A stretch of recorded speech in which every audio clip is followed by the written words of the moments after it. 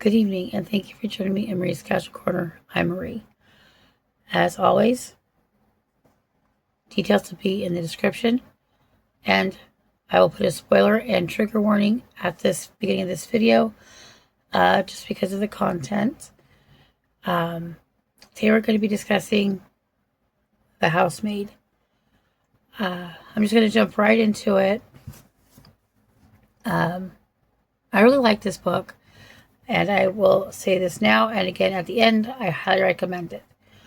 Now, I like the fact that it's told in 3 separate parts from 2 different points of view. The first point of view is in the first part from Millie, the housemaid. Goes into her background a little bit, which I liked. I thought that was pretty good.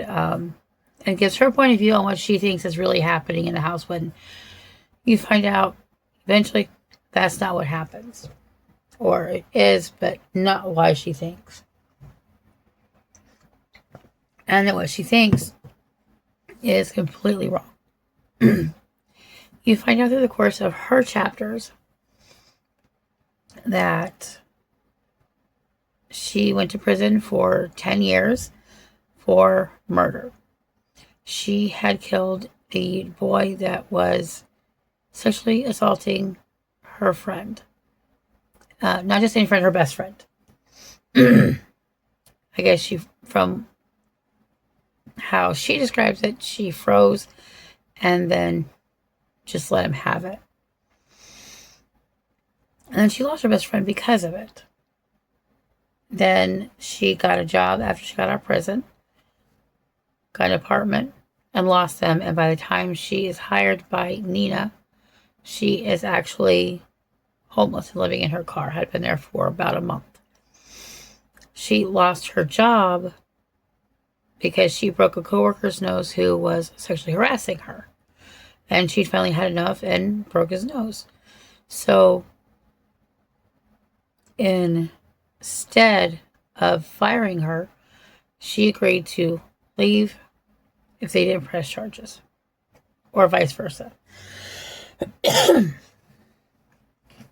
Now, in the second part, you read up all about Nina and why she's let herself go, why she is the way she is, why things are happening the way they're happening. And the whole thing is she hired Millie for her background. You find out that Nina was actually an abused wife and continued to be an abused wife. The way that she's portrayed in the first part is that she's a complete psycho and that her husband is actually the victim. And that her daughter is of no consequence, seemingly. And is just not a very nice child. You find out it's just because she's afraid to do anything. With Nina, she does everything she can to make her husband fall for Millie and make Millie fall for her husband. And it works. You find out that she's tried to leave several times, only to be institutionalized and portrayed as just completely crazy because he doesn't portray that to the outside world. She's the only one that's ever seen that. And she gets help eventually from the landscaper, and they end up hooking up. In the third part, it jumps back and forth between perspectives. What Millie's ended up doing to the husband and what the landscaper is trying to get Nina to do, which is the right thing, which is not to leave Millie at the hands of her husband, knowing what she herself had gone through. In the end, the husband dies.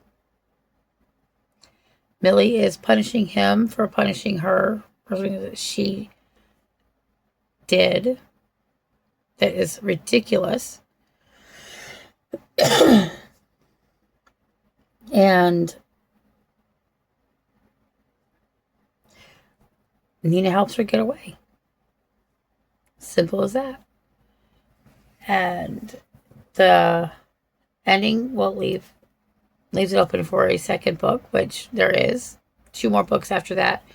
Technically a third sequel. My next video will, of course, be for the movie. I plan on watching it after I finish this video so that I can have that review ready to go. And then the comparison after that. I like the nuance of this book. And the juxtaposition of one person's reality versus another person's reality. And then those realities kind of coming together in that last part.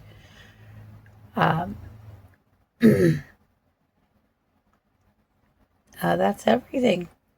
I also plan on doing a short little video after this to update all my upcoming projects because they have changed. As always, like and subscribe if you like what I'm doing. Thank you for joining me for Marie's Casual Corner tonight, and have a great day.